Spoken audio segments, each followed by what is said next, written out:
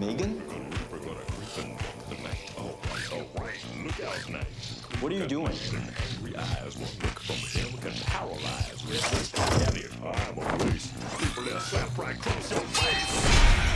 Oh shit!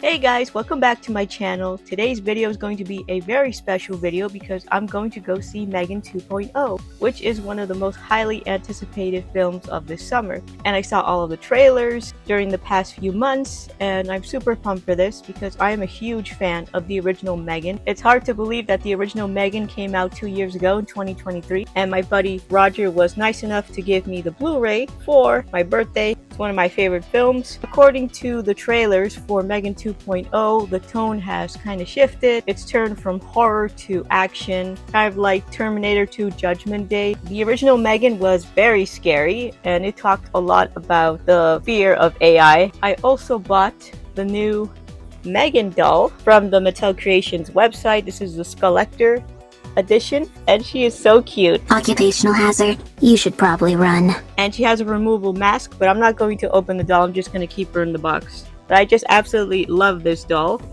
She was about $65, and I also got a 20% off discount for the Friday 13th sale they had on the Mattel Creations website. It was so beautiful.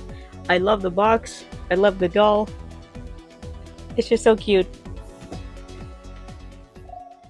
Right now, I'm just going to do a quick get ready with me before I go to the theater to see M3Gan. Like I said before, I'm super excited about going to see M3Gan because it's been quite a while since I've seen the first one, and I just hope that this one is funny and it's full of action. I definitely do want to see the villain of this film. I think her name is Amelia, and she's played by that Ukrainian actress that was also in Ahsoka, I believe. She's always doing villain roles. Supposedly, Amelia was created by the government because they stole Gemma's blueprints. Gemma is the creator of M3Gan, and they used it to create Amelia, but it turns out that they were going to use her like a government weapon, and it sort of backfired on them because she turned evil. It's going to be very interesting, and I also want to learn how M3Gan gets upgraded into a much better version of herself, and I also want to know what happens to Katie, who was the little girl in the first movie. Now she's a teenager, so she's going to be more rebellious. I guess she's going to still be friends with M3Gan because that's what she was created for. M3Gan, she was there to be Katie's friend. And I'm just gonna put some lip gloss on.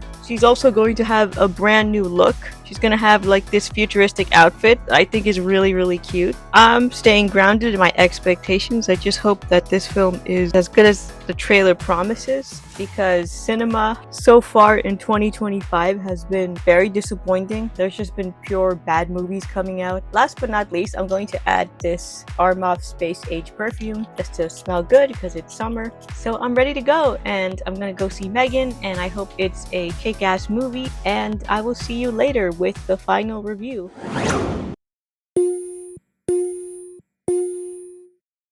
I just got back home from watching M3Gan. I also binge watched the entire third season of Squid Game, which is the final season. It's the series finale, and boy, was it a huge disappointment. M3Gan 2.0 is a whole lot better than Squid Game. I'm just going to make this review short and sweet. I'm not going to give away any spoilers. This film is very different from the first film. There's a lot more action, there's more technology introduced. It's more about how AI is going to be introduced in the future and how we have to regulate it from it becoming a huge problem. The major threat to M3Gan's world is this other killer robot named Amelia. She is a government robot who turns rogue and is self-aware and is basically wreaking havoc among the cities, and she's on this huge rampage. And in addition to that, M3Gan's creator, Gemma, is now an author, and she publishes books on how to regulate AI, and she completely hates M3Gan. And she doesn't even want to talk about it to Katie, who is now a teenager. She's more rebellious, but she's also getting bullied.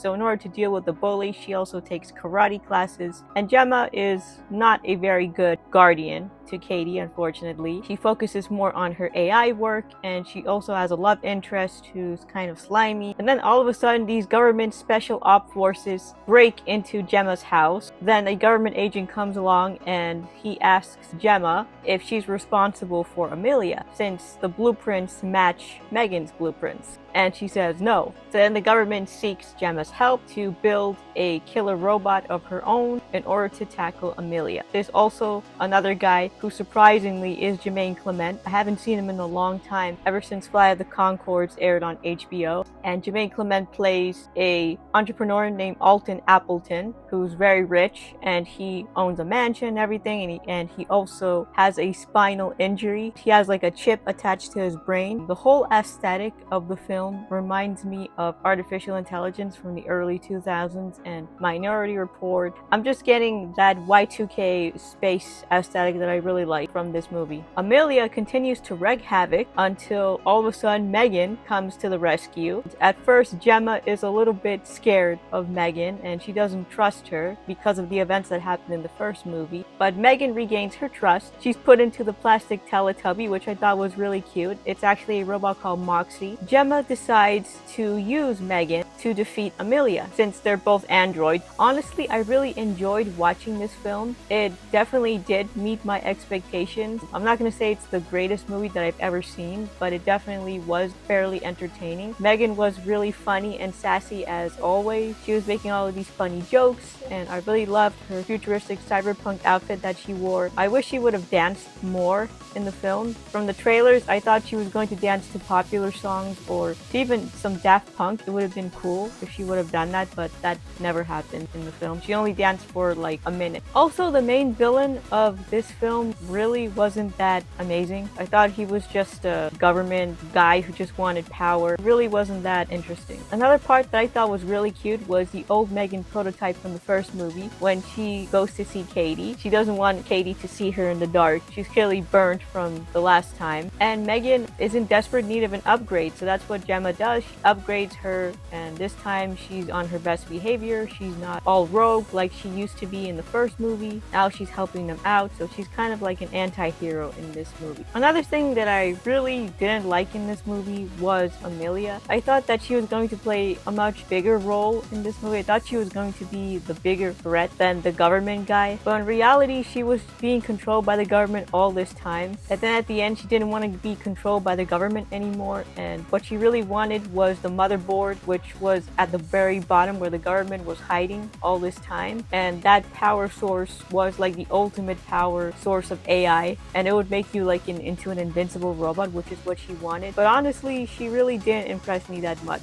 and I feel like she could have done more damage, and I really wanted to see her fight Megan off more, but there's only like one battle scene. The rest was just pure fluff. Megan and Gemma fighting off that government guy, that's Limeball. Despite what the critics said that this film isn't very good as the first film, I disagree. I think both films are equally as good. It's just that this movie is more focused on the future of AI and how we have to regulate it and how it cannot control us because we have to be in control of it so it doesn't create problems like in this movie where the robot wants to be better than humans and wants to take over everything. This film tackles AI regulation, the dangers of AI if we don't use it for good. The government can use it for evil, and it could create robots like Amelia, who's gonna wreak havoc. The Megan series is not for everybody. It's only for a specific audience. This film is not for kids. It's PG-13. The first one was rated R. People thought this movie was going to be childish. If you're like a huge computer nerd, or if you're into like sci-fi futuristic movies, then this film is definitely for you. But I understand that it's not for everybody, which is why a lot of people said that last weekend F1 starring Brad Pitt, the Formula 1 movie, beat M3Gan 2.0. And it's for a reason, because a lot of people are not ready for AI. A lot of people are still scared. A lot of people still have concerns about it. But one thing is for sure is that it's inevitable, and AI will be part of our lives in the future. As you can see with all the AI assistants coming out, AI is going to get more complex, and we're going to be using robots to do our jobs, which sucks because humans will be replaced. Basically, that is what this film is trying to say, is that AI is inevitable and it's going to come very, very soon in our lives. Sooner than you think. Probably by the end of this decade, we're already going going to be integrated with AI. I really enjoyed this movie. I love seeing Megan as an anti-hero. I absolutely loved her. She's an amazing little robot doll. Who knows, maybe the director will do a third part. I read in an interview that he's not sure if he's going to do a third part because he's also going to do the Monster High movie. I'm a huge fan of Monster High, so we'll see if that happens, how that goes. Yeah, I really like this movie, and I'll give M3Gan 2.0 a 7 out of 10. Definitely watch it. It's a really good movie, and you won't regret it. That was my M3Gan 2.0 review. I hope you guys enjoyed it. Please comment, like, and subscribe, and I will see you later.